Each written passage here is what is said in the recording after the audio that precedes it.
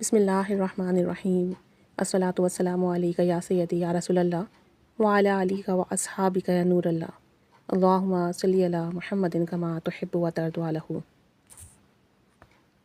اعمال میں بہت طاقت ہے، اور اعمال کی طاقت میں اضافہ اس وقت ہوتا ہے جب آپ اسے یقین سے کریں۔ یقین سے کیا ہوا عمل بہت جلدی اثر دکھاتا ہے، اور بے یقینی سے پڑھا ہوا لاکھوں کروڑوں بار بھی وہ فائدہ نہیں دیتا۔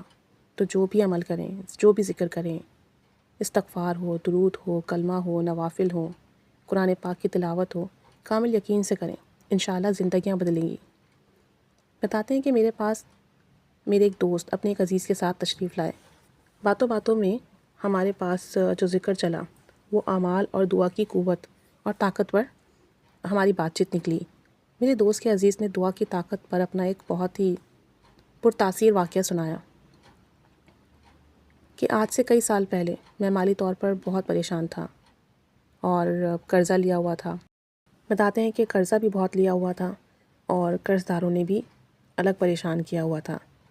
زندگی میں نہ سکون تھا، نہ اطمینان تھا، اور کچھ سمجھ نہیں آ رہا تھا کہ کیا کروں۔ اللہ کا کرنا ایسا ہوا کہ ایک دن میں بائک پر کہیں جا رہا تھا۔ راستے میں ایک بڑی عمر کے بزرگ نے مجھے روکا اور کہنے لگے کہ بیٹا آج جمعہ ہے، مجھے نماز میں دیر ہو رہی ہے، اگر آپ تھوڑی سی مدد کر دیں، مجھے آگے مسجد تک چھوڑ دیں تو بہت مہربانی ہوگی۔ اور میں نے انہیں اپنے پیچھے بٹھا لیا اور قریبی ایک مسجد کے پاس انہیں اتار دیا۔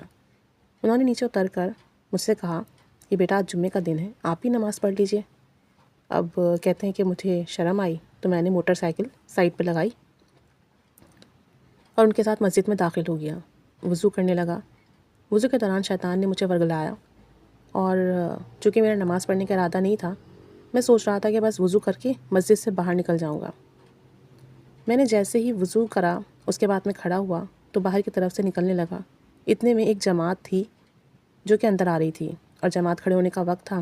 اب کافی سارے لوگ جب اندر آ رہے تھے، جمعے کا دن تھا، نماز کے لیے رش تھا، اور لوگ صف میں کھڑے ہو رہے تھے، تو بس سب آگے تیزی سے بڑھ رہے تھے۔ اسی میں مجھے بھی دھکا لگا اور میں بھی ایک صف میں کھڑا ہو گیا۔ اب جب نماز میں شامل ہو گیا تھا تو پھر نماز پڑھی، گویا زبردستی ہی پڑھی۔ بہرحال نماز پڑھنے کے بعد دعا سے فارغ ہو کر میں جلدی سے مسجد سے باہر نکلا تو مسجد کے گیٹ پر ایک لڑکا کوئی پرچے تقسیم کر رہا تھا۔ اس نے مجھے بھی ایک پرچہ دیا۔ میں نے جلدی سے وہ اپنی جیب میں رکھا، بائک اسٹارٹ کی اور اپنے کام سے چلا گیا۔ رات کو جب میں اپنے گھر آیا اور حسب عادت اپنی جیبوں سے سامان نکالا، تو جب سامان رکھا تو پیپر میرے ہاتھ میں آیا۔ میں نے وہ کھول کر پڑھنا شروع کیا۔ اب اس میں لکھا یہ تھا کہ حضرت امام مالک رحمۃ اللہ علیہ نے حضرت ابن عمر رضی اللہ تعالیٰ عنہما سے روایت کیا کہ ایک روز ایک آدمی آپ صلی اللہ علیہ وآلہ وسلم کی خدمت میں حاضر ہوا اور عرض کی کہ دنیا نے مجھ سے پیٹھ پھیر لی ہے اور منہ پھیر لیا ہے۔ سرکار دو عالم صلی اللہ علیہ وسلم نے اس آدمی کو فرمایا کہ ملائکہ کی تسبیح اختیار کرو، ملائکہ کی جو تسبیح ہے وہ پڑھو، تم اس سے کیوں غافل ہو؟ اللہ تعالیٰ اس کے صدقے لوگوں کو رزق دیتا ہے، اور جب صبح شروع ہو تو یہ تسبیح پڑھا کرو، سبحان اللہ و بحمدہ سبحان اللہ العظیم استغفر اللہ۔ تو سرکار دو عالم صلی اللہ علیہ وآلہ وسلم نے ارشاد فرمایا، دنیا تیرے پاس ذلیل ہو کر آئے گی۔ اپنے آقا و مولا صلی اللہ علیہ وسلم کا یہ ارشاد معزز جاننے کے بعد وہ آدمی واپس چلا گیا، اور کچھ مدت کے بعد حاضر ہوا اور عرض کی کہ یا رسول اللہ صلی اللہ علیہ وآلہ وسلم، میرے پاس اتنی دولت آ گئی ہے کہ مجھے اس کے رکھنے کی جگہ نہیں ملتی۔ ایک بزرگ کے بارے میں بھی مشہور ہے کہ وہ اپنے ساتھیوں کو فجر کی سنت اور فرض کے درمیان یہی الفاظ پڑھنے کی ترغیب دیتے ہیں، اور بہت ہی مجرب نسخہ ہے۔ یعنی جو بھی مالی تنگی کا شکار ہے وہ ان الفاظ کو فجر کی فرض اور سنت کے درمیان پڑھ لے، فجر کی نماز کے بعد پڑھ لے، یا صبح جس وقت اٹھتا ہے اس وقت پڑھ لے، سبحان اللہ و بحمدہ سبحان اللہ العظیم استغفر اللہ۔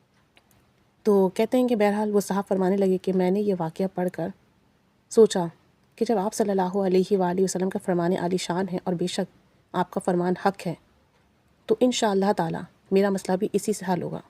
کہتے ہیں میں بڑا خوش اور مطمئن ہوا، اور میں نے 5 وقت کی نماز باجماعت پڑھنا شروع کر دی۔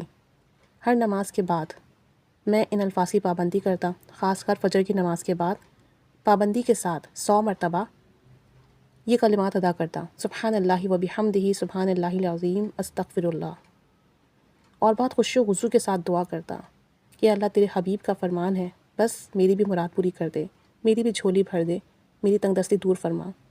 بتاتے ہیں کہ چند ہی مہینوں میں میرا سارا قرضہ اتر گیا اور میں خوشحال ہو گیا، اور الحمدللہ اب تک خوشحال ہوں۔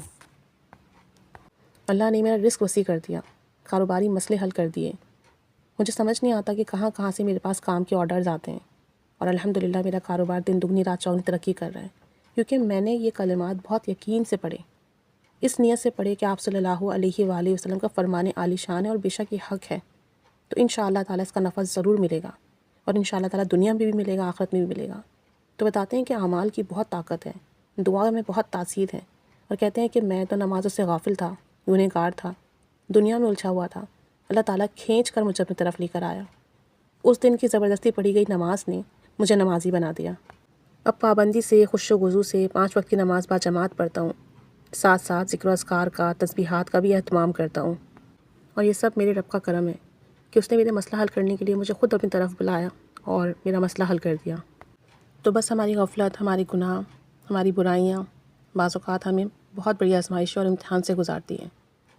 اگر آپ اللہ تعالیٰ کے ہو جائیں، اعمال کریں، ذکر کریں، اعمال کی طاقت پر یقین رکھیں اور کامل یقین سے پڑھیں، تو وہ کچھ ملتا ہے جو آپ نے گمان بھی نہیں کیا۔ اللہ تعالیٰ سب پر رحمت کرم فضل کی نگاہ فرمائے۔ آمین بجاہ نبی الآمین صلی اللہ علی محمد صلی اللہ علیہ وآلہ وسلم۔ اللہم صلی علی محمد کما تحب و ترضی عنہ۔